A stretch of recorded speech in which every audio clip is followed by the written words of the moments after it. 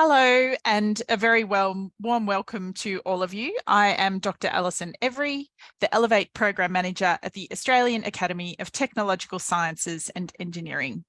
Joining me today, we have Dr. Marguerite Evans-Scalia, Director of STEM Careers Strategy here at ATSE, and Georgia Elliott, Elevate Program Coordinator. We are also very pleased to have joining us today Barnaby, who is providing the excellent captions you should be seeing on your screen, and Megan and Kim, who will be interpreting today's session. Thank you very much to all three of them for their assistance today and for helping us to make this session accessible. To view the captions, click on the CC icon and select Show Subtitle. Very briefly, the structure of today's session will be a 45-minute overview of the program aims, the support the Elevate program will provide, and the logistics of the application process. This will be followed by a 45-minute Q&A session. During the Q&A session, we will answer as many questions as we can, but if last year is anything to go by, there were a lot of questions, so please be patient. Please feel free to put your questions in the Q&A box throughout the webinar, and we'll get to them in the Q&A session at the end. We ask you please to just use the Q&A section and not the chat to add in your questions. We'll use the chat to add in any links or if you have any comments, but please use the Q&A section for the questions. So we will be also recording today's session, so you will be able to go back and view the presentation again following today's session. So I would like to start by acknowledging the custodianship of the lands and waters on which our staff work. The Ngunnawal people and the Wurundjeri Woiwurrung people, and the many lands and waters across Australia on which our fellows and scholars work, study and live, and apply science, technology and engineering. We acknowledge that other people and families also have a traditional connection to the lands of the ACT and region, which where Georgia and I are joining you from today. And we respect this connection to country. We acknowledge the traditional owners and pay respects to their elders, and we extend that respect to any Aboriginal and Torres Strait Islander peoples joining us today. We also acknowledge traditional knowledge and the deep history of innovation it embodies. And it's now my great pleasure to hand over to Dr. Marguerite Evans-Scalia, Director of STEM Careers Strategy, to begin today's presentation. Thanks, Marguerite. Fantastic. Thank you, Alison. First off, I just want to acknowledge country as well. I am on the lands of the Wurundjeri Woiwurrung people, and my home is Sunbury, and we have Bora rings in Sunbury. So if ever you're in this area on the outskirts of Melbourne, please do visit. ATSE is a learned academy of independent experts helping Australians understand and use technology to solve complex problems. ATSE brings together more than 900 fellows. These are leaders in Australia's science, technology, engineering sector. They are leading experts in applied science and technology as well, to contribute to robust and practical thinking to Australia's big debates through advocacy to government. Elevate aligns with our strategic goals, which you can see here on this slide. And the third one is fostering diversity in the next generation. Naturally, everything we do aligns with every strategic goal, but in particular, this one is key for Elevate. This is where our STEM careers initiatives sit generally, because we engage with young people in particular and early career researchers and students. The Elevate Boosting Women in STEM program is best delivered by ATSE because we operate at the interface of industry, academia and government.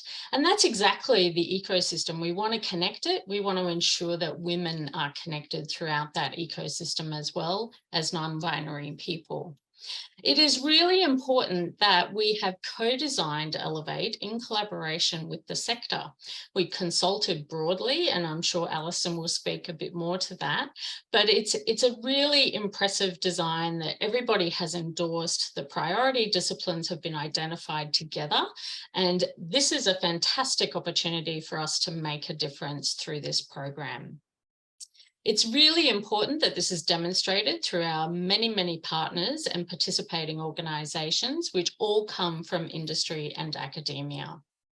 This also links to our policy priorities. So Elevate is very closely linked with everything that we do in our fellowship.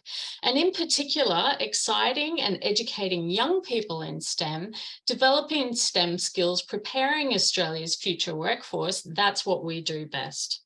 And it's really important that we ensure our future workforce has the necessary skills to really get those jobs of tomorrow.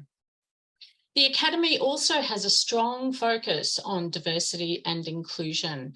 We are constantly breaking down barriers and looking for ways to deliver programs that are more inclusive, develop policies that are more inclusive, and really do our best to ensure that we are representing the sector as broadly as possible. So we have developed a diversity and inclusion toolkit for genuine diversity and inclusion. We have a STEM-focused SMEs as part of that, and that's been really exciting to start delivering that particular toolkit and seeing it in action. And it allows them to embed diversity and inclusion with very few resources, and that's the whole goal, particularly for small programs and organisations. So these principles and values are embedded throughout Elevate, our Boosting Women in STEM program, as well as our other STEM careers initiatives, which all tie in and embed within Elevate as well.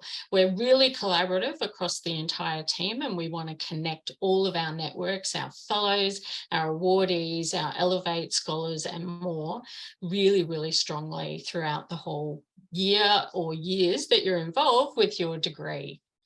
So I'm really excited also to hand back to an amazing team of people who deliver this program, led by Alison, really, really committed support underneath this program, and I commend them all for their brilliant work. Thank you. Thanks, Alison. Thanks, Maggie, and thanks for that really great introduction to the program and for all your work in setting up this amazing program and for women in STEM more broadly. It's a great pleasure to be part of this program and to introduce you to the Elevate program today. So just by way of introduction, the Elevate program aims to address gender inequities in STEM by fostering more women-led industry academia collaborations in applied research and business, growing professional skills of women in STEM and propelling women into senior leadership. It is funded by the Department of Industry, Science and Resources as part of the Australian Government's 7-year, $41.2 million Boosting the Next Generation of Women in STEM fund. So the Elevate program has been designed around 4 strategic goals, and they are depicted here. And as you can see, they are to elevate women into leadership, to support women to access and foster industry academic collaborations, to provide equitable and inclusive support for underrepresented women to pursue STEM education and careers. And finally, we want to deliver a program that's impactful and really useful for the participants of the program. So we are keen on having a goal to achieve growth, sustainability, and effective delivery. So as Maggie alluded to, there was significant consultation that went into the design of the program. And we are also very lucky to have a group of 17 STEM champions that make up our advisory group. And these people are from across the breadth of industry and academia. The Elevate Advisory Group is co-chaired by non-executive director, engineering leader, and former president of the World Federation of Engineering Organisations, Dr. Marlene Kanga, and Dr. Adi Patterson, an international leader in nuclear science and technology, and also a champion of change.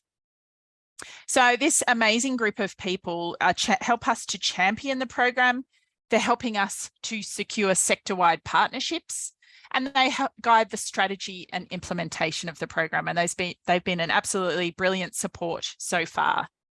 And on this advisory group are also representatives from our wonderful partner organisations. So we've after all this extensive consultation and receiving the advice and support of these wonderful people, the program was designed with 3 pillars in mind, which you can see here on this slide. So the three pillars are education and impact, skills building, and leadership. So these amazing partner organisations are helping us to deliver across these three pillars. And it's important to note that all the scholars will be participating in all the pillars across the program to varying degrees. So for example, it's important to think about leadership in all stages of your study and your career. So to support scholars with accessing these opportunities, we're providing professional development, mentoring, networking, internships. So it's very much extending beyond that financial aid, beyond the scholarship, to that wraparound support in an inclusive network for the scholars.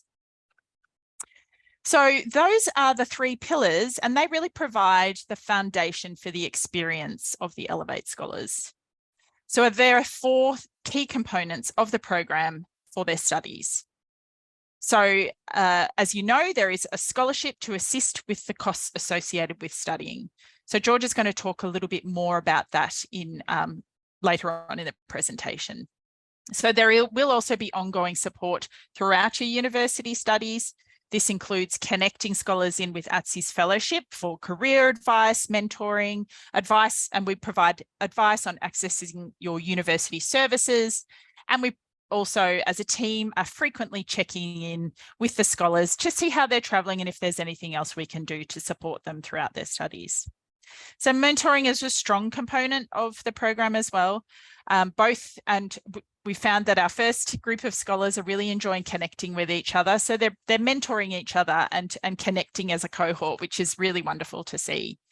The PhD scholars in particular will be participating in ATSI's industry mentoring network in STEM program. This is an award-winning program and a really fabulous opportunity for mentees to connect with leaders across industry and across the ATSI fellowship as well.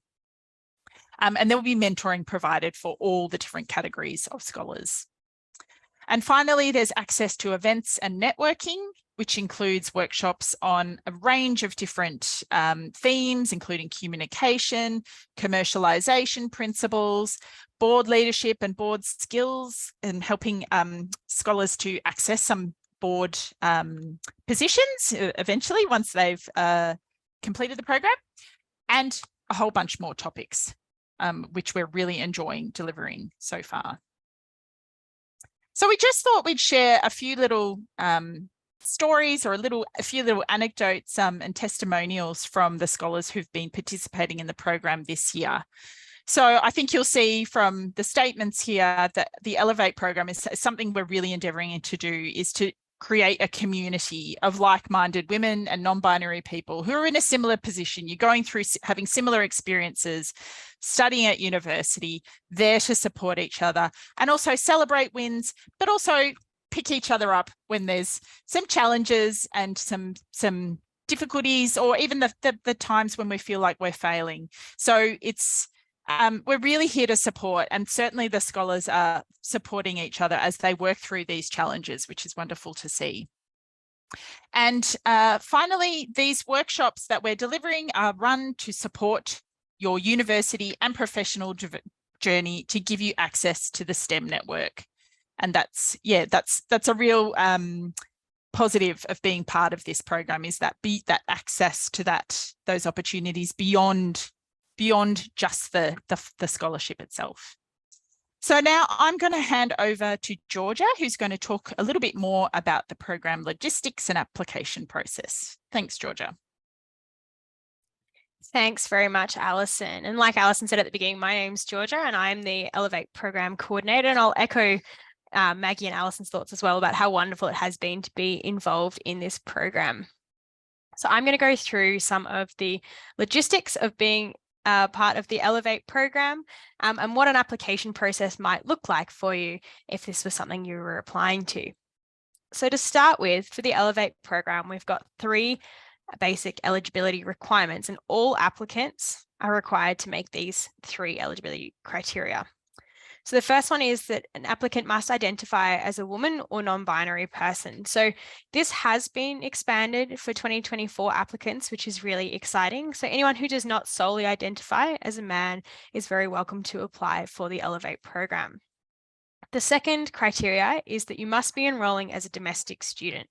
Now, this is determined by your university. So if you're applying to university, are they going to enroll you as a domestic student or an international student? Because unfortunately, international students are unable to apply for Elevate.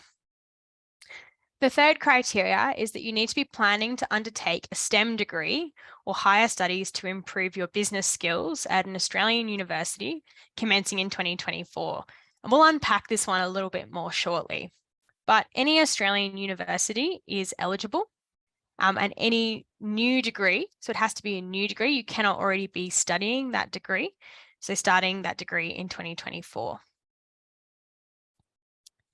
So the program itself, Alison has touched on a little bit of the program overview, but diving in a little bit deeper. Over the next couple of years, we have 500 Elevate scholarships to give out.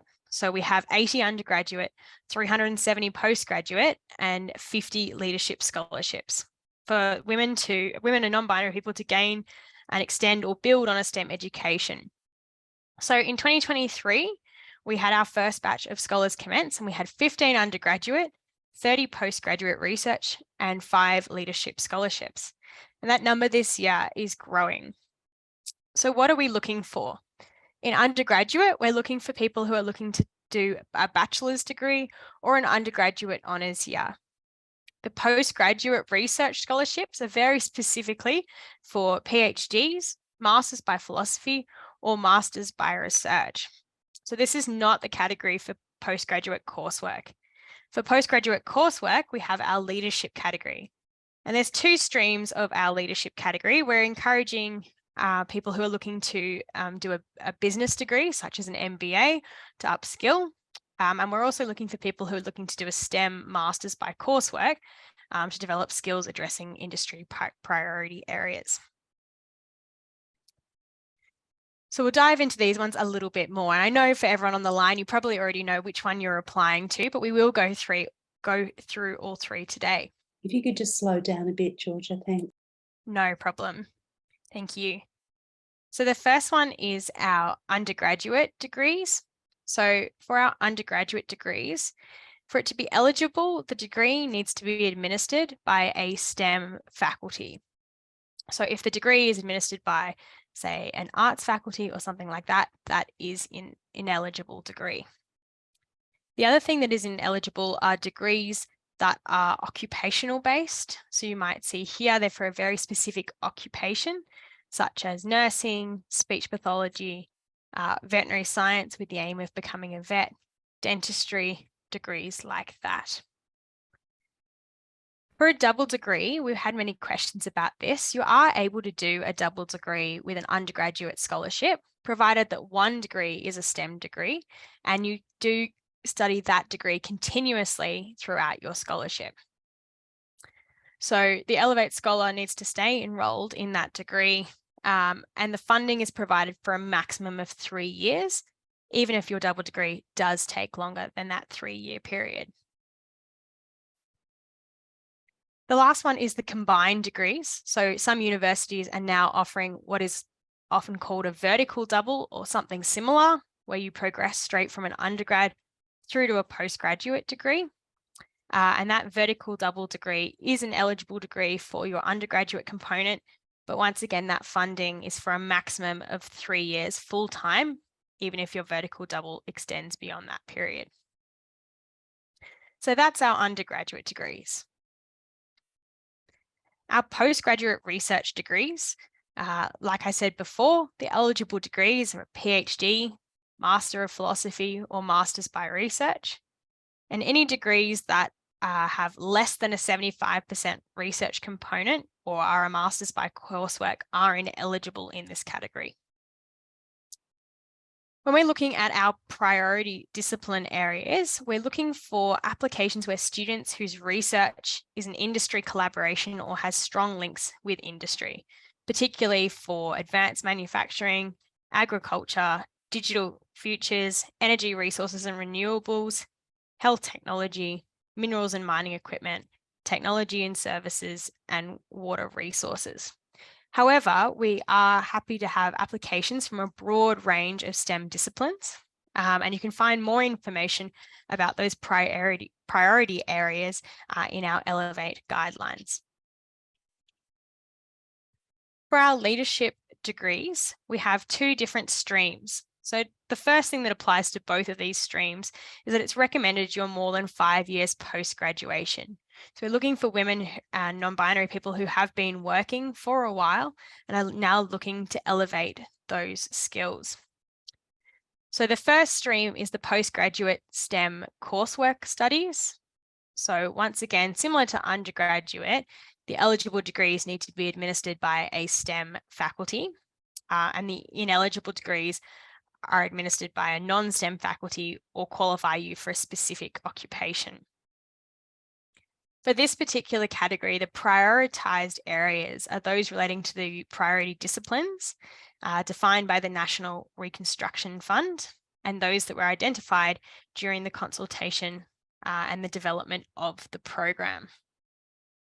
So these can also be found within the guidelines, but they include renewables and low emissions technology, medical science, transport, value add in the agriculture, forestry and fisheries sector, value add in resources, defence capability and enabling capabilities. The second option in this leadership category is the postgraduate business studies. So a degree that lets you improve your business skills, having already obtained a STEM qualification. So having existing STEM experience, but wanting to elevate those skills, looking towards those board and leadership positions.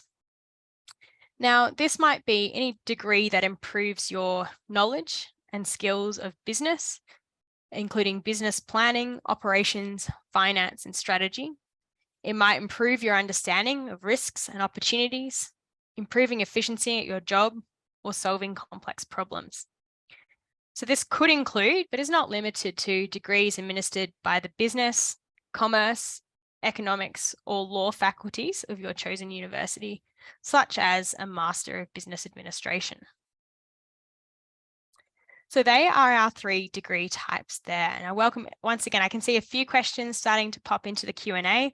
Pop all of your questions into there and we'll address those at the end. So the next big question that Alison did allude to before was our scholarship payments. How does the funding model work? The first thing to note is that the really important thing is that the funding goes to you as a scholar, if you were to be successful, not the institution that you're studying at. All of these scholarship payments here are prorated for part-time students, or also prorated if your degree is not as long as the maximum length of the degree on offer.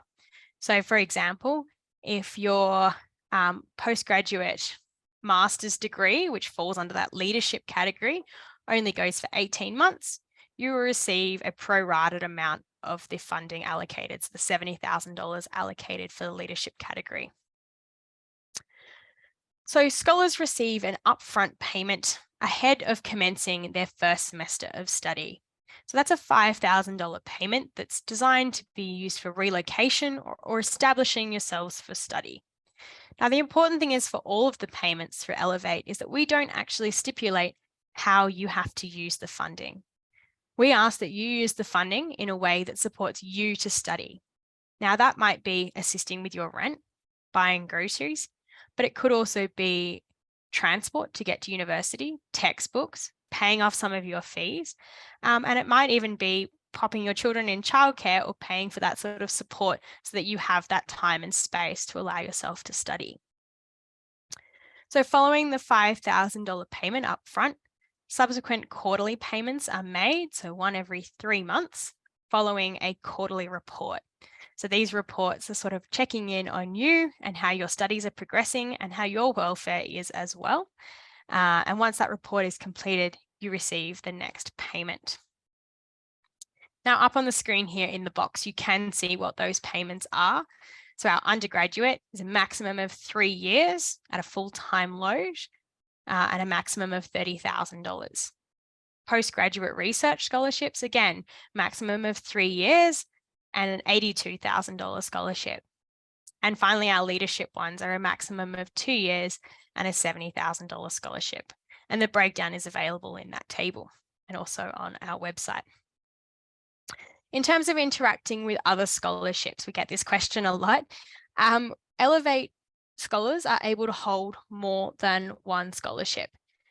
So it is the responsibility of the Elevate Scholar to ensure that they're eligible for any other scholarship that they hold concurrently, and that holding an Elevate Scholarship will not contradict your eligibility for a second scholarship. So what we're recommending is that if this is something that is likely to impact you and you have further questions about this, that you contact your scholarship office for your university. This is also true when we have a look at RTPs, which is the Research Training Program. So this applies to our postgraduate PhD scholars who might be looking to apply for an RTP as well as Elevate. The Elevate program is happy for you to hold an RTP as well as your Elevate scholarship. However, it is dependent on your university whether they're happy for you as a scholar to hold both.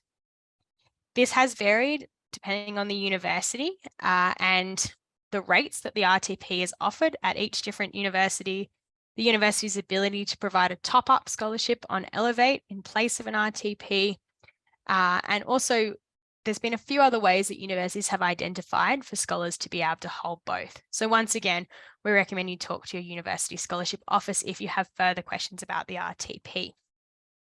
I will note that we're particularly keen to support students who may not be able to or have not managed to secure an RTP and might be looking for some funding to complete their research and support their living costs.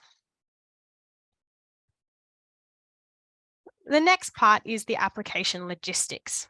So the application process for Elevate, we will go through in a little bit more detail. Alison is going to take us through the questions and a rough outline of what the application process includes. But in terms of the logistics, it is just an online written application. There are no interviews conducted for the Elevate program. The online portal is available. I've got the link just there and hopefully you have managed to find it already. It is also on our website and we will pop it in the chat as well. But students are welcome to apply using that link there. If this doesn't work for you, ATSI is very committed to providing an inclusive and equitable access to all potential applicants. So if you're unable to submit written responses to the questions in the application form, we'll also accept alternative modes of submission. So applicants might prefer to create a video of yourselves or of the images or drawings that you might compile. You may also be able to submit the application responses verbally via an interview with a member of the Elevate team. Applicants will still be required to convey responses to the same questions as per in the application form, but we are very happy to discuss alternative options for submissions if you can get in contact with the Elevate team by email or with our phone number, both of which will also pop into the chat today. So we are very open to alternative methods to apply.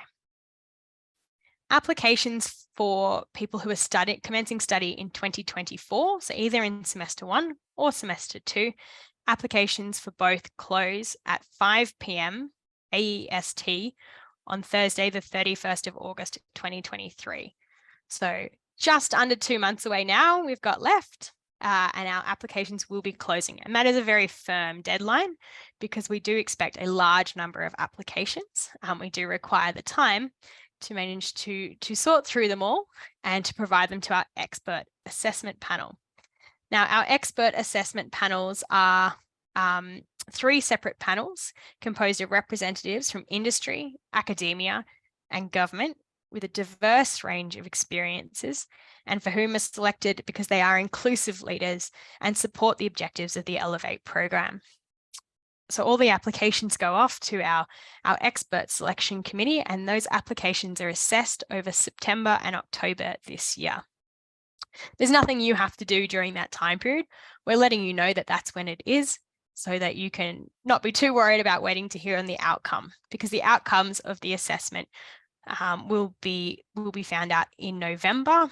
So all offers will be made in November 2023. And these are, of course, for people starting to study in 2024.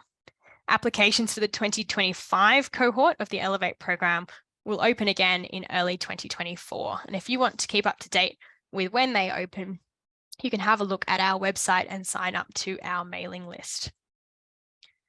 I'm now going to hand back to Alison, who is going to give us an overview of what the application questions look like and more details on that process. Thanks, Alison. Thanks, Georgia.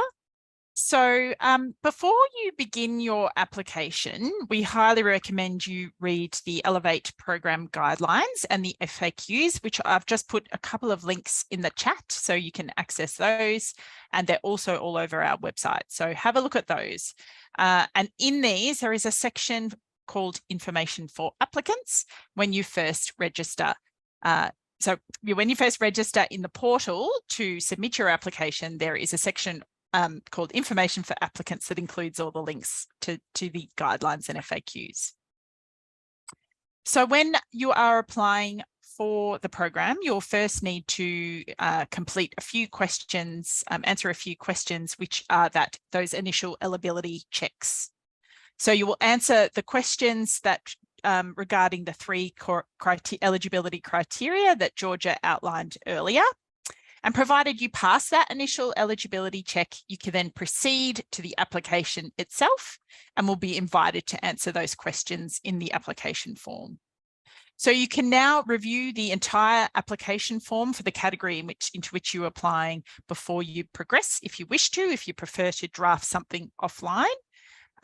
So you'll see on the right-hand side as you complete the form, the application form online, that for most of the questions, there is a little bit of an elaboration and a little bit of a guide to how you might answer those questions and what we're looking for. And that's based on some of the feedback that we got from the assessors who were reading the applications last year for what they were really looking for when they were assessing the applications. So really have a look at that, because that's going to help you as you complete that application. So as you start your application, you can save as you go through it. So you don't need to do it all in one sitting. But we recommend you get started as early as possible and make sure you submit that application well before the deadline of 5 p.m. on the 31st of August. We don't want anyone missing out because of technical issues. And it does take a little bit of time. While it's not an onerous application process, we want to make sure that you're feeling comfortable and well prepared as you complete that application. So when you're answering the questions, we really ask you to provide as much detail as you can and use specific examples where you can as well. So there are word limits specified next to each question. Some of the long response questions are up to 300 words, but some of them have a limit of 250 words. So for example, in the long response questions, we will be asking you to share your personal story. So when you share your personal story, where you're helping us to understand why you are a suitable candidate for the Elevate program. You might like to tell us about your passion for STEM and your curiosity to explore the world and why you want to study a STEM degree to help you with exploring that further. You may also wish to tell us about some of the challenges or barriers that you have encountered that have impacted your aspirations to study a STEM degree and or pursue a STEM career. So what have you done to overcome these challenges? What achievements have you had thus far? So that can be something like moving to Australia and adapting to a new culture.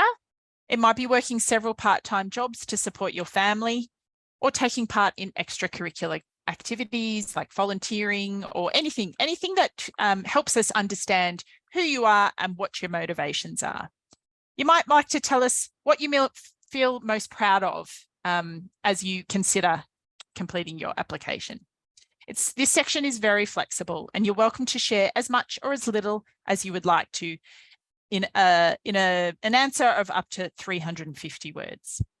Now, rest assured, we will not be sharing the details of your story with third parties. The application, so we as the ATSE team and the assessors who will be assessing your application are the only people who will be reading your application. And if we were to ever wanted to share your story, we would ask for your express permission. So you will never feel like you have to, that's going into the public domain. It is not, it's very much kept private and confidential. So also it is worth noting that as we provide the applications to the assessors for review, they will not receive, they will not know your name. We will remove that from your application. So your application will remain anonymous throughout that review process. So when you think about answering the question about the benefits to you of the Elevate Scholarship, so think about what goals you have and how would an Elevate Scholarship help you achieve these?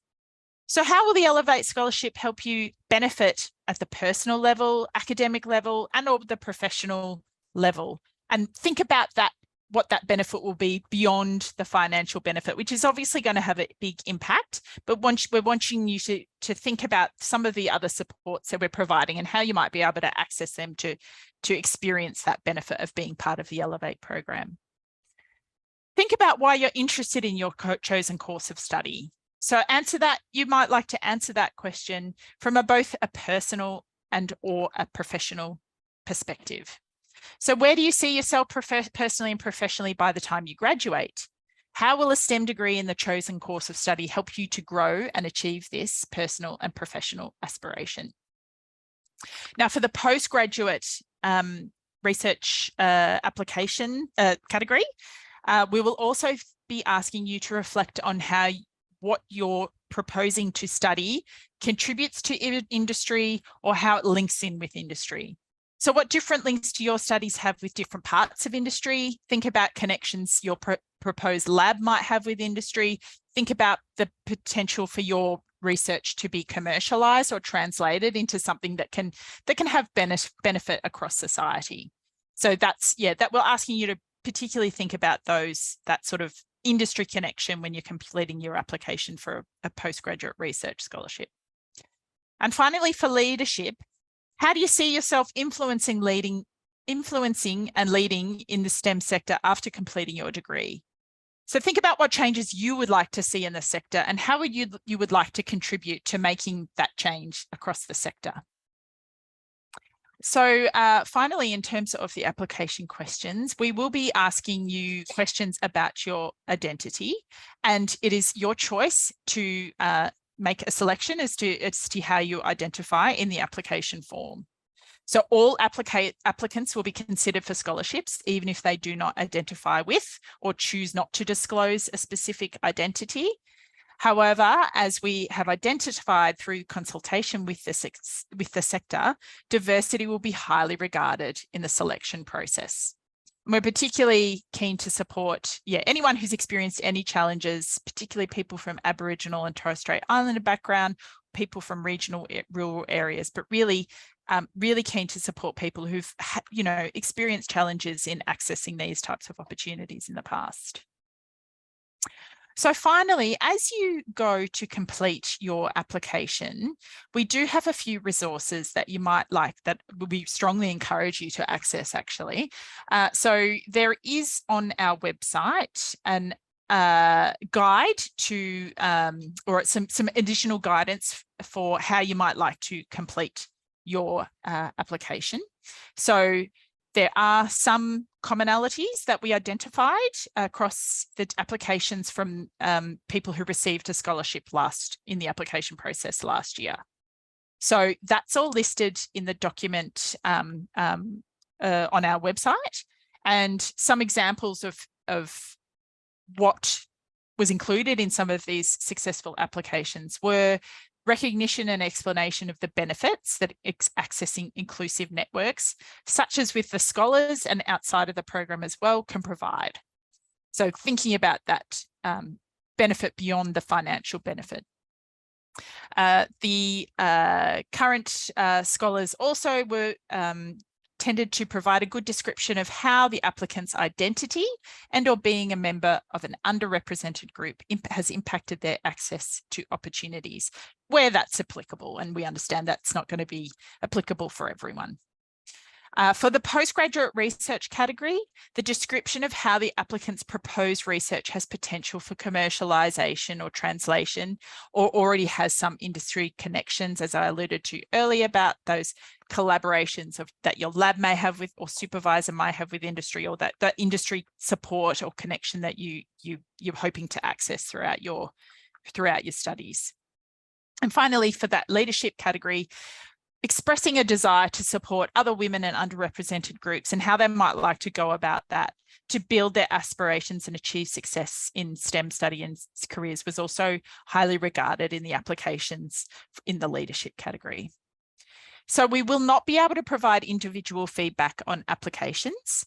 However, we will be creating another document this year once we've received the feedback from the assessors as to how they sort of viewed the applications and what those highly ranked applications looked like. So I think that concludes the presentation for today, and we would be very happy to take questions. And I can see that there's already a lot in the Q&A, so thank you for asking those questions. We'll be answering them. If we do not get to your question today, or if there's one that is very specific that perhaps we aren't able to answer, you're very welcome to call us or email us at elevate@atsi.org.au, and we're very happy to have a chat or to answer your question via email, but we'll do our best to get through them today. So without further ado, I think, Georgia, shall we just start from the top and work our way down? Yes, sounds good. And thank you, first of all, everyone, for all of your wonderful questions. There's many in the chat there. I think we're over 30 questions at the moment, so we will do our best to try and get through them all.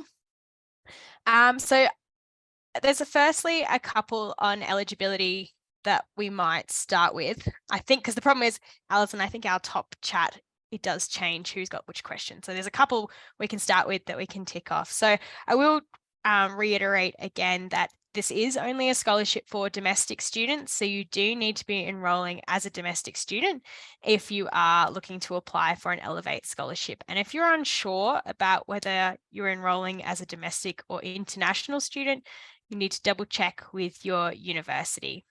The Department of Education website also does help with a definition of domestic or international students. So the next question that I can see here, I'll grab another one. So there's a good question about, is there an average GPA expected of scholars? Alison, do you want to take that one? Sure, thanks, Georgia. So I'm really pleased and proud that there is actually no expected GPA. So we recognise that people who are applying to this scholarship might have experienced a lot of challenges, and that is means that perhaps they don't have the GPA that would be required for other scholarship schemes. So really, we're just asking you to describe your story, describe your passion for STEM and why you want to complete a STEM degree. So no GPA requirements. So we really welcome everyone's application and are looking forward to receiving them. Thanks, Georgia. Thanks, Alison. One of the next questions that we've had a few of is if you're enrolled in a current degree and you're looking at changing to a new degree. So for example, I've seen two in the chat, one who's looking at is currently doing an undergraduate and changing universities and degrees, and another one who is looking at enrolling in a whole new degree, but is already studying at the same time. So if you are starting a new degree at university, so you're starting a new STEM degree, you'll be enrolling as a first year student in that degree, then you are able to apply for the Elevate program. Because we definitely understand that some things may have changed for you. There might be a reason you can't currently complete your existing degree, or if you started a degree in the past and you're starting afresh, we understand that circumstances change. So provided it is a new enrollment and you're able to demonstrate to us that it is a new enrollment, you are able to apply for the program. But that is a good question. The next question we have here is, we've got a few questions about the start dates for the program. Alison, did you want to take that? So we've got a few people asking about whether they can start this year and a few people asking about when next year they're able to start. Thanks, Georgia. So you, to be eligible for the program, you must be commencing a degree from 2024. So if you are starting a degree this year, unfortunately, you will not be eligible. We recognise that not everyone will be starting in March for semester one. Often that's the case for the undergraduate students, but there can be a few more intricacies to in the PhD, for example, enrolment process. So there is some flexibility in the start date. The main thing we would ask of you is, if you are offered a scholarship, that you keep in touch with the Elevate team and do everything in your power, understanding that there's some tricky situations with university deadlines, but as soon as we can onboard you into the program, yes, that would be great. But if it turns out that you have a semester 2 start date for valid reasons, and that's always something we encourage you to discuss with us, that is certainly a possibility. Great, thanks, Alison.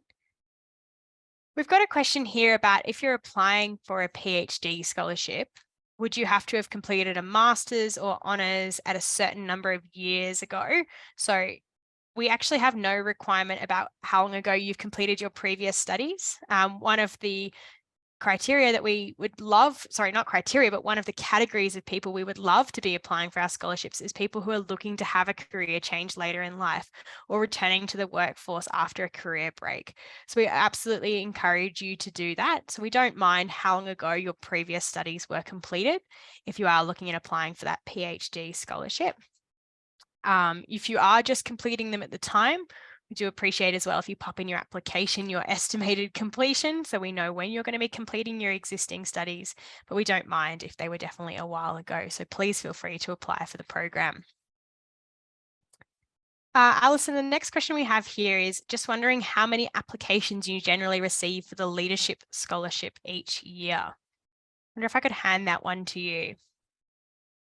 Thanks, Georgia. I think because of the category that the Leadership Scholarship is, so we're asking for people who have had some experience in the workforce, we do get fewer applications into that category. That being said, we already have a lot of applications in the system. So, and Georgia's probably more across the exact number. No, I know you've thrown to me, but I guess what we would say is we'd really encourage you to submit your application, because you have a much better chance of success if you actually submit something, and there are fewer applications into that category. So there really is a pretty good chance of success. We do have applications rolling in pretty rapidly. So get your application in, and if you can really, articulate that story and share your aspirations and your motivations for applying for that leadership scholarship, then you're in with a really good chance. So I'd encourage you to submit regardless. Thanks, Georgia. Thanks, Alison. I will add as well, last year across the 3 categories, we had over 1,000 applications. So it is a really popular program. But I think, like Alison said, the most important thing is that you tell your story and your aspirations, and there's never any harm in giving it a go, because we want to hear from you. So that's really excellent. The next question we have here is for postgraduate coursework. So that is our leadership category. Is it compulsory to have a master's by research degree, or is a normal coursework degree fine? So that one there, the requirement for the leadership scholarship is that you have completed previous studies in STEM. So we don't specify that it needs to be at a postgraduate level. That can just be an undergraduate level. So if you did a Bachelor of Science 20 years ago and you're now looking at doing something like an MBA to improve your business skills, that's absolutely fine. So there's no requirement of what that STEM study needs to have looked like in the past. And if you are unsure about what your previous experience in STEM and whether that qualifies you for the leadership scholarship, you're more than welcome to reach out to us as well, because we do understand that there can be some differences in studies and experiences there too. But that's a really great question. We have another question here about whether the Elevate scholarship is taxed. And that's a great question as well. We're unable to provide specific tax advice for you as individuals, and it is the responsibility of the Elevate scholars or potential applicants as well, of course, to seek your own tax advice. The ATO website does have a very clear section on the implications of tax for scholarship recipients. So if you are concerned about the tax implications, I would highly recommend you check out the ATO website and have a look there. Part of the reason we can't provide specific advice is it does vary depending on your own personal circumstances and other funding and employment and payments you may be receiving during your studies. So make sure you get the best advice for you. Have a look at the website there, and your university scholarship officers might be able to help you out as well if you're receiving a scholarship from them. But that is a great question. The next question we have here is, we've got a few questions coming in, Alison, about part-time studies and whether it is possible to do different degrees part-time and what that looks like for the program. Did you want to take that one? Thanks, Georgia. So certainly the objectives of the program are to be supporting women and non-binary people in any way we can to access those opportunities to study a STEM degree and access all the additional supports through the Elevate program. So within reason, we're willing to be as flexible as possible. And if there's a compelling reason for a scholar to study part-time, we will review that on a case-by-case basis. And we understand that there's probably some women here with caring responsibilities or other reasons that they may need to study part-time. And if you were to be awarded a scholarship, that would be something that we would work through with you. And as Georgia mentioned during the presentation, if you were to enroll as a part-time student, your payments would also be part-time. So you would receive 50% of the scholarship payment, and that would extend that scholarship in line with the extension of your degree over that period. And sorry, Georgia, before we move on to the next question, I just wanted to add further to a question about GPA requirements, and I think also just some of those requirements that we have in terms of eligibility for the program. In terms of enrolling as a student, provided you show us evidence from your university that you are able to enroll as a domestic student, you are eligible to apply to the program. So before we start making those scholarship payments, provided you can show us the evidence that the university is accepting your enrolment into that degree, then we are very excited to include you in the program. Thanks, Georgia, for letting me add that little bit. No problem. Thanks, Alison. We've got a few questions coming through about whether you have to have already had an offer and what sort of offer you can have before you apply. Now, when you're applying to Elevate, we definitely appreciate that it's currently July and many of you wouldn't have offers yet for studies commencing from January next year in 2024. So we don't require you to know exactly what you're going to be doing next year, but we do ask you to put down 3 preferences. So that preferences ask you to list your degree and the university that you're planning on applying to. And we understand that it may change again. It may not be one of the 3 you list, but we ask that where possible, you include what you think you're going to apply to. If you're popping in those applications as well, start to think about when you can be applying for those. So pop in an Elevate application, but start to think about applying to uni at the same time. If you are successful in receiving an Elevate scholarship, that Elevate scholarship will just be conditional on you receiving and enrolling in that degree at university. And if that does change a little bit too, once you've received your Elevate offer, that's fine as well. Someone has also asked about whether we'll accept early entry offers. Absolutely, we're more than happy to see your early entry offers. In fact, in the application form, there's a section that says, I've received this early entry, and you can still put preferences as well. So we understand that for some of you, you'll receive an early offer, but it may not be the first choice, what you actually want to do. So you can tell us that in the application process too. Once again, the scholarship is conditional for all scholars that you enroll in your degree. So even if you have that early offer, when you enroll, that's when your scholarship will begin being awarded. But that's a really good question there. Alison, the next question we have, and we have a few of these about sort of biomedical sciences, biotech, medical sciences. So we obviously have said that medicine is an eligible degree. but how does that apply more broadly when we look at things like medical science and biotech?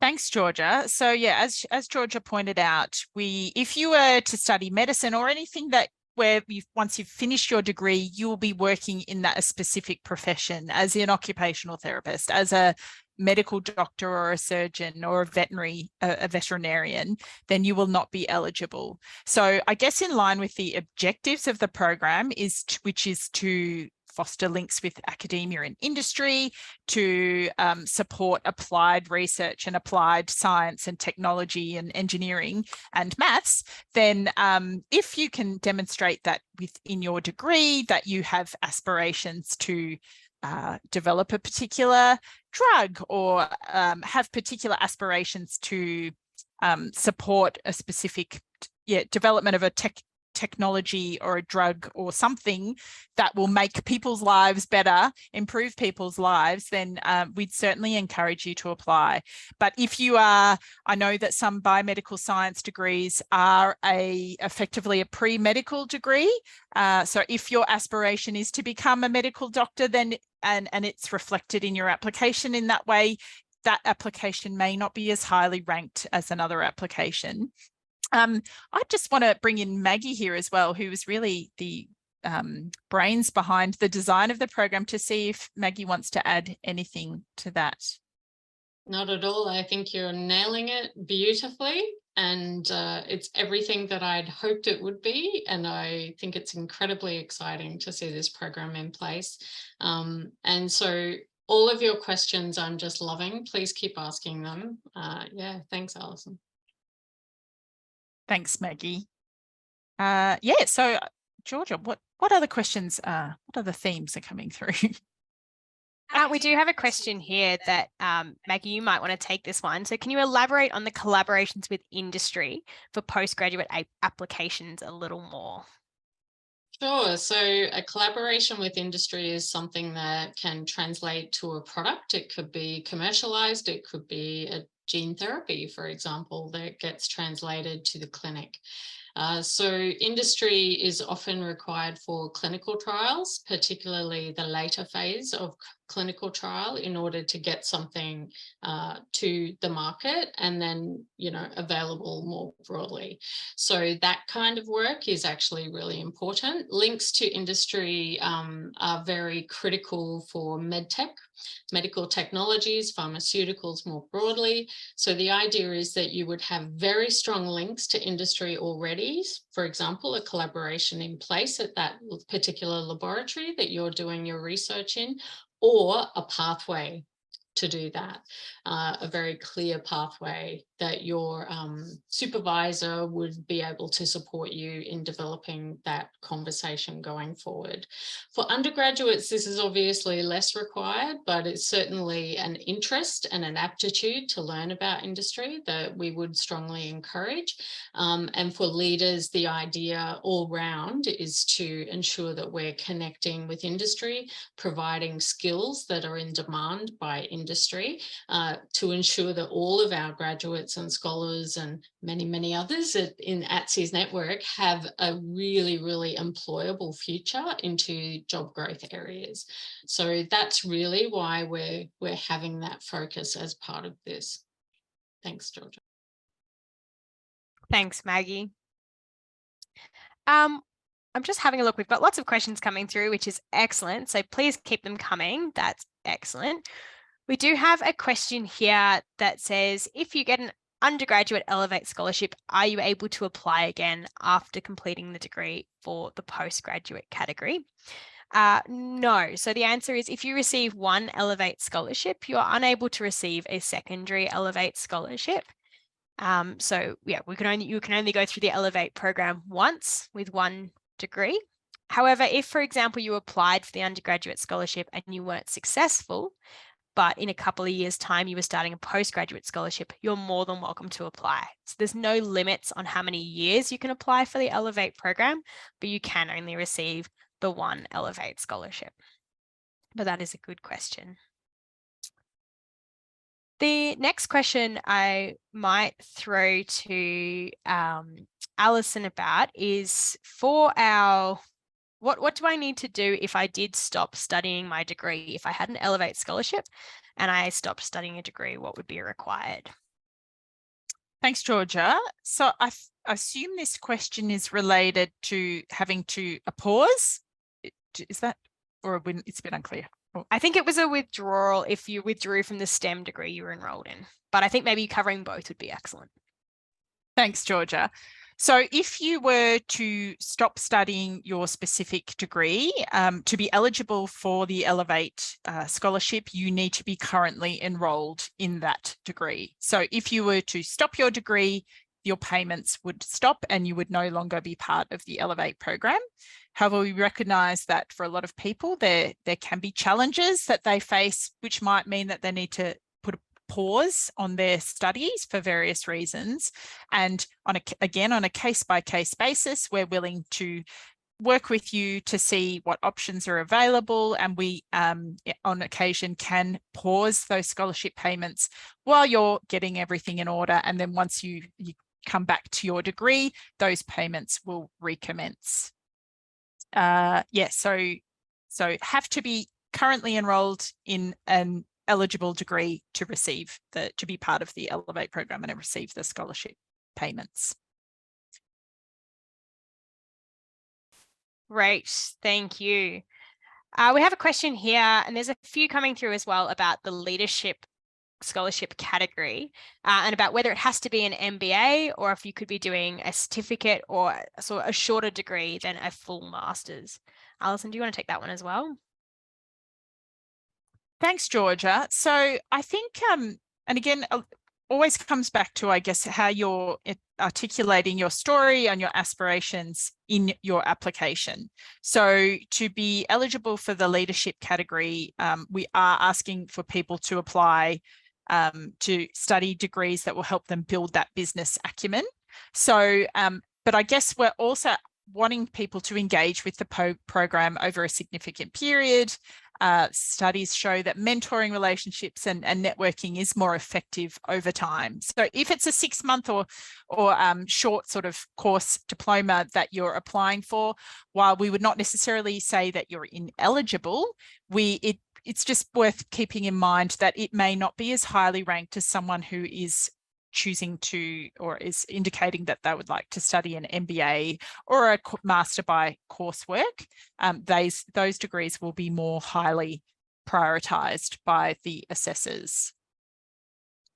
Thanks, Georgia. Thanks, Alison. We've definitely still got lots of questions coming through, which is excellent. We do have a few questions about if you're sort of doing something at the moment. There's a few questions about if you're doing like a STEM enrichment program at school, or if you're doing some university subjects or a small portion like an introduction to university course or something like that, if you'd be eligible. And the answer is if you're enrolling in a new degree, so for the first time, that will be your degree. You're commencing that in 2024. You are eligible for the program. So if you are doing some sort of pathway in at the moment, but that's not going to be part of your undergraduate degree, then you are able to apply to commence Elevate in 2024. If that did give you some prior credit and potentially you weren't then studying for quite as long, so you'd done something in high school and they'd said, for example, that will give you 6 months credit at uni, that's okay. But what it might mean is if you're only studying for 2.5 years, your scholarship will then be pro rata. So you won't quite receive that full $30,000, which is a reflection of a 3-year full-time degree. It would be a slightly reduced amount to account for the fact that your studies aren't continuing for that entire period. But we definitely welcome you to be doing things at the moment, such as those enrichment pathways or courses and things like that. We completely understand that that's a really important part of you working out what you want to do and your own journey to university. We have a question here, Alison, about what else could we provide a little bit more information about the mentorship program, and does that involve being able to connect with women in STEM via this program? Thanks, Georgia. Great question. So mentoring is a key part of this program, and we are very lucky at ATSI to have access to a bunch of really amazing, inclusive industry leaders and academics. So the Australian Academy of Technological Sciences and Engineering, ATSE, has over 900 fellows. And so you will be linked into some of the most inclusive, and they are wonderful people. So we have regularly hold events. There's fellows all over the country, which we invite you to. We also have the Industry Mentoring Network in STEM, the IMNIS program, and certainly all the PhD scholars will be participating in that, and other scholars are connected to other mentors within our inclusive network. And that IMNIS program has been around for many years, and under the leadership of Maggie, and is a really outstanding program with some amazing outcomes. So it is absolutely key to what we're doing, and a lot of those are brilliant women leaders, and who are already super supportive of our scholars and the program more broadly. So 100% yes. I cannot say yes enough. Great question. Thanks, Alison. And sort of Alison's just touched on this one, so I think it's a good segue into a great question that's been asked here. And I'm going to throw this one to Maggie. So we've had someone ask, irrespective of the scholarship, which sounds amazing, does this program offer free networking events or opportunities for women studying and working in STEM that we can attend? I'm not going to be eligible for this scholarship due to commencing in semester 2 this year, but I guess it's a question about other opportunities within ATSE's network. There are always opportunities within ATSE's network. That's what I love about working at ATSE. We have really developed a very strong network, as Alison said, of leaders, but also a very strong network of students and postdoctoral fellows, and increasingly the mid-career women will be coming through as we increase our leadership scholar cohort. So that entire cohort has the opportunity to engage with any of ATSE's events. Some of them will be, there will be a fee attached to them, but we love student discounts. But there are free events as well, provided through our STEM careers programs. So for example, IMNIS often delivers a very, very great opportunity for students and all students enrolled to attend. So I think keep an eye out, and any ticket prices attached to anything are always affordable. And if you have any trouble, do reach out. The team is open to a conversation as well. And certainly your scholarship is also able to be applied to those sorts of opportunities in terms of supporting your studies and your networking and immersing yourself. I think it's so fun, isn't it, guys? We just love working here. We love it. Thanks, Maggie. We've got a few questions here about some more of those logistics things. So we do have a question about, can we share how many part-time scholarships were offered? So I did just want to clarify that for us, it's not about a number of part-time and a number of full-time. It's about the individual, your journey, what you need to get through your university studies. So we ask you to indicate in the application whether you're planning on studying full-time or part-time. That's not taken into consideration during the assessment of the applications. They are assessed equally, no matter what your study plan and pattern is. And we obviously understand that life might change during your scholarship too. So we are able to change that with some flexibility. Obviously, we can't have scholarships that last for a very, very long period of time. A 10-year scholarship could start to be a little bit challenging. So we do need to have a conversation about any changes in your circumstances that might change you from a full-time to a part-time scholar. But it's not a certain set number of part-times available. You'll be assessed based on what you're studying and what your application is, not what your study load looks like at university. So definitely want to make sure we clear that one up. We also have a question about could or should external documents like reference letters, certificates, qualifications be submitted as part of the application? And so for this one here, we don't require anything else to be submitted as part of your application apart from what is in the form. So the form gives you the spaces to answer the questions that we need for the assessment process, and only what is in the form will be what is assessed and provided to our expert selection committee. However, if there's something that you find that you feel you need to communicate to the Elevate team so that we could be able to support you, or that's an important part of your application, particularly if you're looking at some of those alternative pathways for application, you can absolutely get in touch with us and send it through to the Elevate inbox. But additional reference letters, things like that, not part of the assessment and won't be required for this particular scholarship. But that is a good question. Alison, I've got another one for you. I've got one here. If I'm interested in multiple career paths that are related to my degree, is it okay to talk about multiple goals of where I see myself at the end of my degree? Thanks. Great question. And I think this is something that a lot of people can relate to, because the beauty of studying STEM is that it provides so many opportunities and you don't need to lock yourself into a specific pathway so early. So if you have different areas or different pathways that you're thinking about, provided you can articulate that in a way that will kind of make it clear what your ambition is in terms of why you're studying what you're studying and approximately where you want to end up. I think it probably wouldn't make sense if you're planning to study engineering plus biomedical science plus something else. As long as that story is well formed and clear, you don't need to know exactly where you're going to end up. And I think if we've learned nothing in the last few years, is that there's so many jobs available now that weren't available 5 to 10 years ago. So provided you can sort of provide that an articulation of where you hope to be, even if that's a few different things, like you're planning to save the world in several different ways, then put it in your story, and I think it will be well received. I guess just wanting to make it clear that you don't need to know exactly where you'll end up, provided you can demonstrate that passion and that real reason for wanting to study the degree that you've chosen.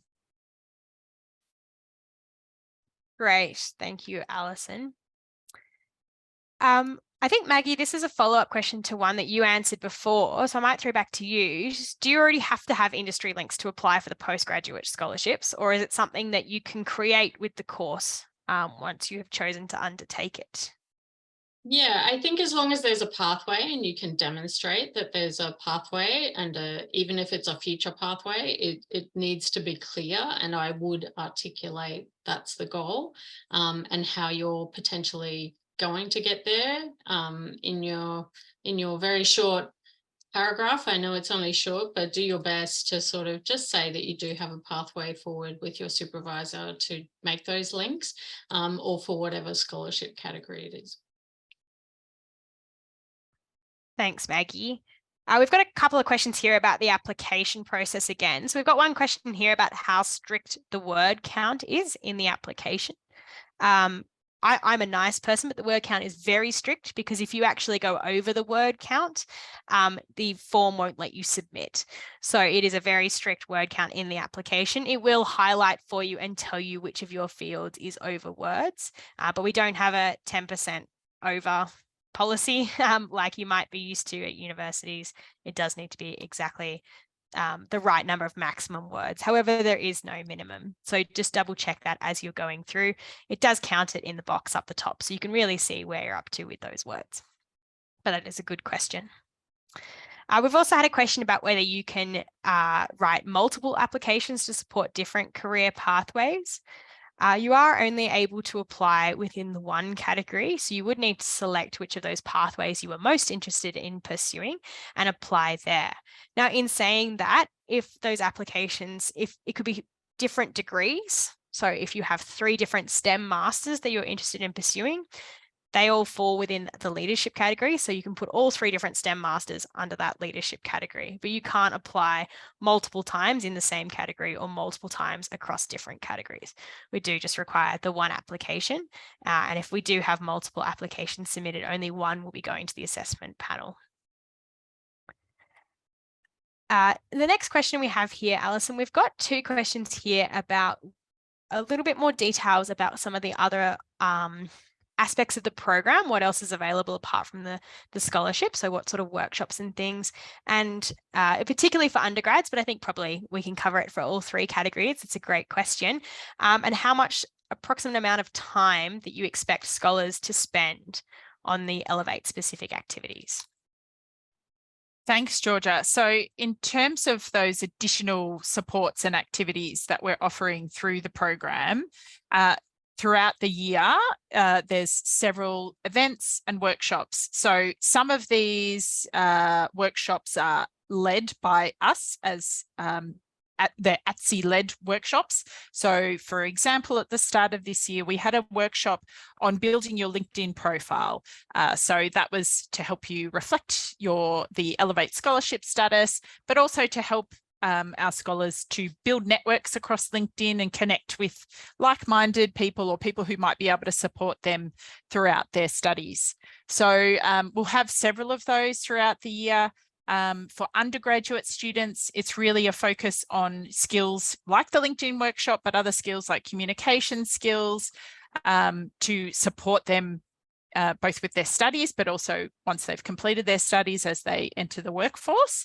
And that's, I guess, across the board. So we're effectively sort of tailoring workshops for each category, and often scholars will be invited to those workshops from different categories, but some of them might be better suited to postgraduate research students, for example.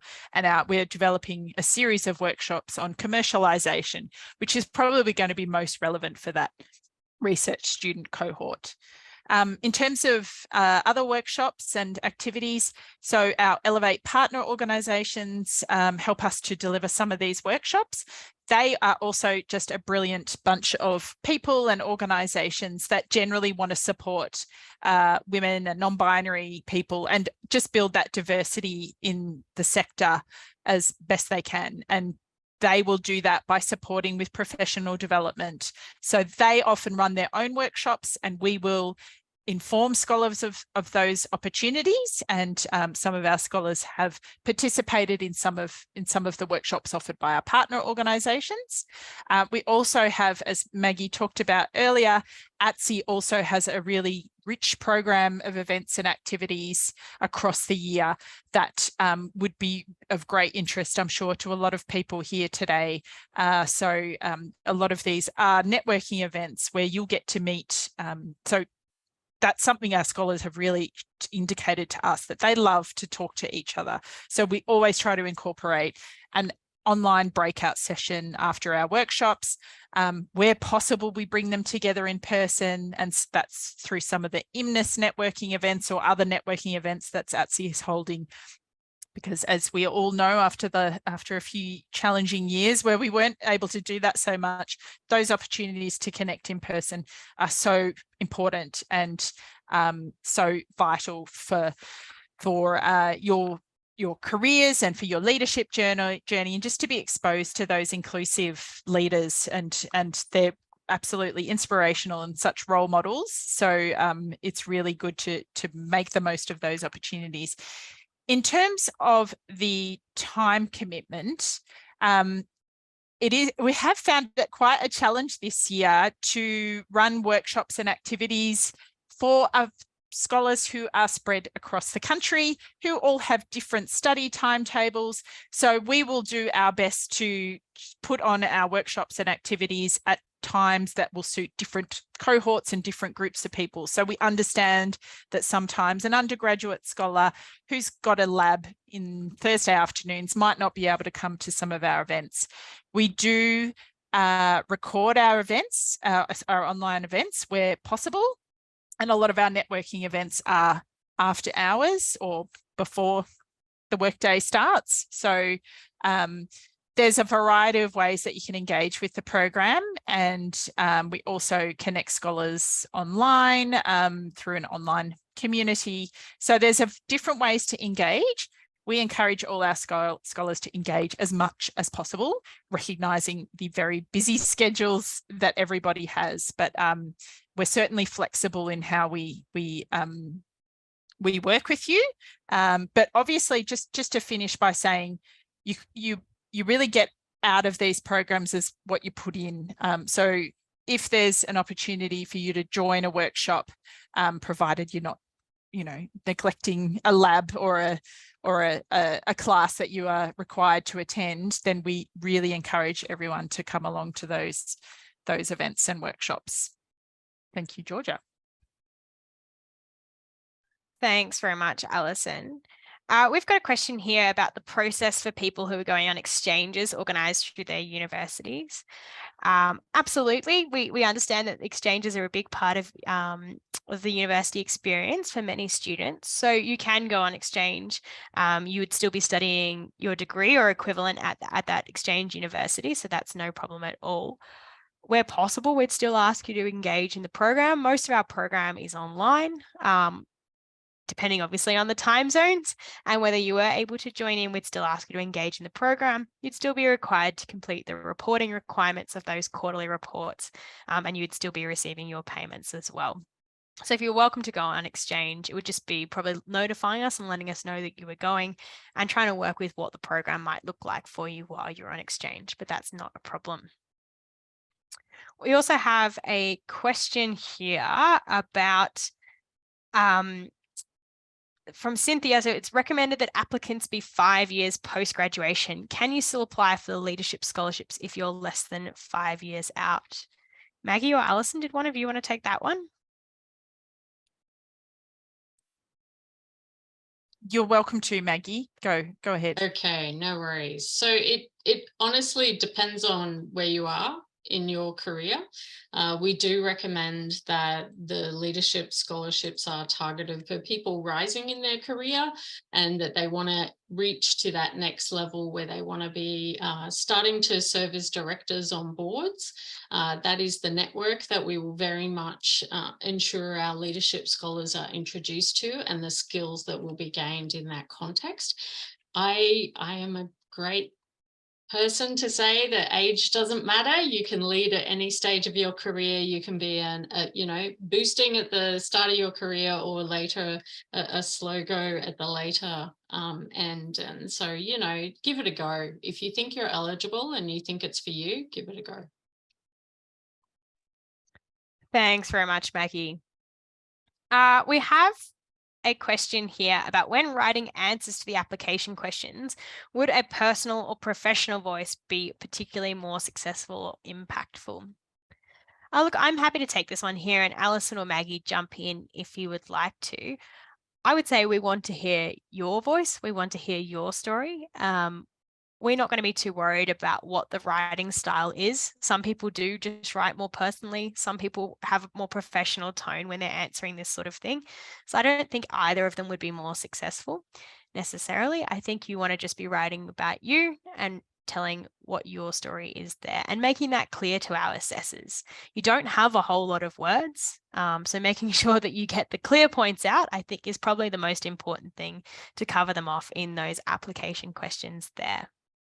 Obviously, we'll also take into account, as Alison mentioned earlier, things like identity and also any sort of, there's a question about sort of where you come from, a regional area or a rural area. Those sort of identity questions as well will all be taken into consideration. So I think that is naturally going to be your personal story as opposed to a professional one, but I wouldn't worry too much about your writing style. Okay, our next question, we've got a question here about, we've got a few questions coming in, and I might throw to Alison for this one about sort of how many scholarships are usually awarded, how many are likely to be awarded this year, and sort of what the success rates are. I might throw to Alison if you want to tell us a little bit about what you can tell us about those rates there. Thanks, Georgia. So I think Georgia touched on this earlier. We had over 1,000 applications last year. And I will just say again, if you don't put your application in, that you've got no chance. So this year we are awarding more scholarships, and I guess I don't want to be sort of putting a number on things because it will be at the discretion of our assessors, and there are several factors that we should take into consideration as we award the scholarships.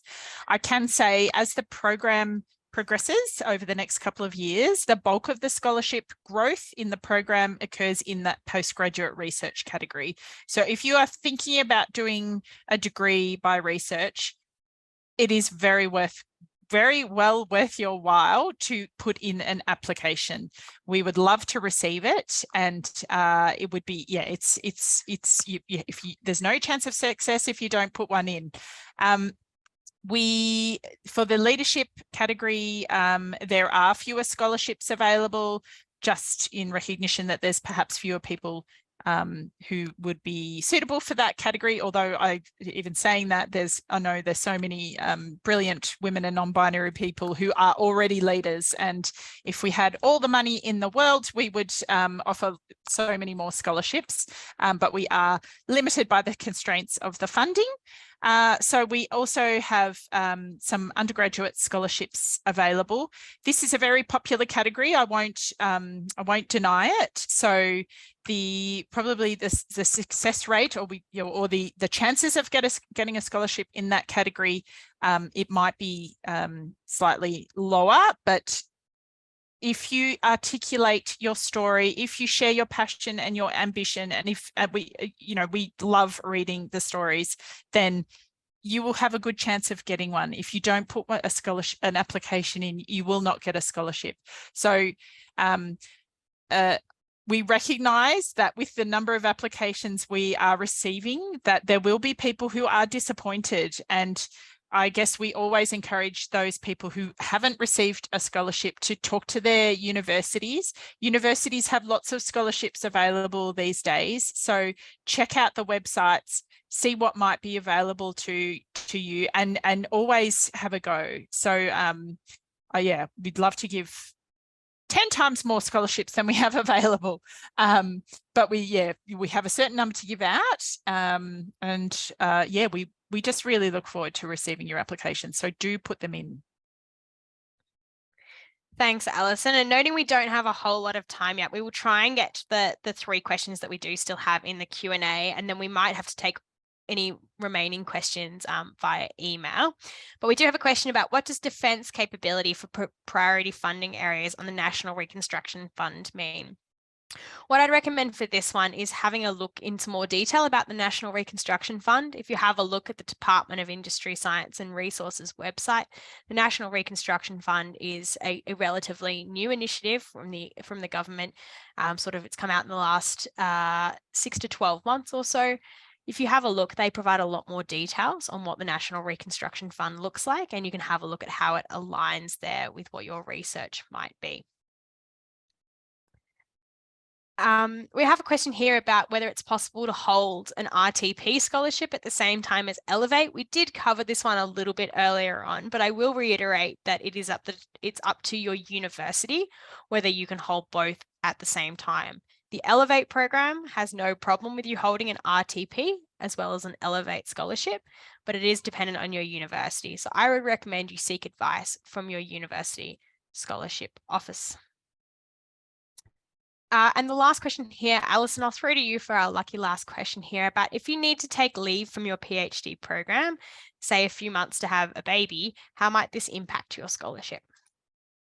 Thanks, Georgia. And that is something, we're very well aware that there might be women who will be in this situation, and we are very supportive of supporting women who are recognizing that it's a very challenging time of their life. So we are able to grant leaves of absence from the scholarship program. The scholarship payments will stop for the duration of your parental leave, and that is, again, something that we just encourage you to talk to the team about, recognising that everyone has the individual circumstances are different for every person. So that if this is something that affects you, or that you'll be experiencing as an Elevate scholar, certainly very happy to chat with that person over the phone and discuss what the options might be. But certainly we are very willing to offer a 6-month leave of absence, and on a case-by-case basis, if necessary, look to extend that for parental leave or other reasons. So, but always a conversation with the team. We're always wanting to be as supportive as we can be in those situations. Thank you. Thanks, Alison. That's it for our Q&A questions. So I might hand back to you to do a bit of a wrap up of today's session. Thank you, Georgia. Thank you to everyone for coming today and for your excellent questions and engagement and comments in the chat. It was really, I really enjoyed that, and so pleased to see so much appetite for participating in this program, and we're really looking forward to receiving your applications. So as Georgia mentioned, unfortunately, if we didn't get to your question today, please email us at elevate@atsi.org.au. Just wanted to finish for anyone who I might have glossed over that slide fairly quickly about some of the feedback that we've been receiving from the scholars. So, for example, I'm really enjoying being a member of the Elevate family, and that's certainly something we try to cultivate, is that sense of connection between us. We've had some great feedback from participants of workshops, and that scholars are already feeling supported and a sense of belonging with this program that will help them to achieve success in their personal life. So hope that provides a little bit of inspiration for you as you complete your applications. So links have been put in the chat, but it's also all over our website. So go and have a look at the ATSI website for further information.